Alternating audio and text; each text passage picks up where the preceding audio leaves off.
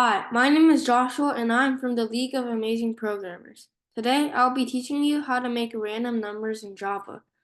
So we can use the java.util.random class, which we have to import first.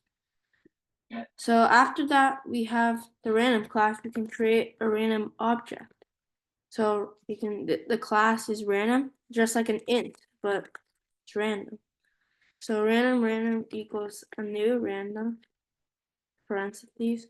And now if you wanted to store the random number in like a variable called rand, you can set the integer to the random object that we just made, dot next int 6.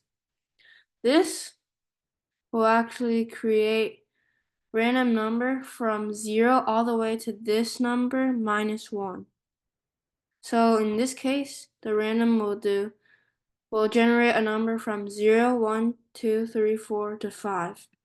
But here, if you want to simulate like rolling a dice doesn't roll from 0 to 5. It rolls from 1 to 6. So we can actually just do rand plus 1. So we can print out you rolled a, and use string concatenation, rand plus 1. And the parentheses are here to make the computer know that this isn't string concatenation. So now just run this. Wait.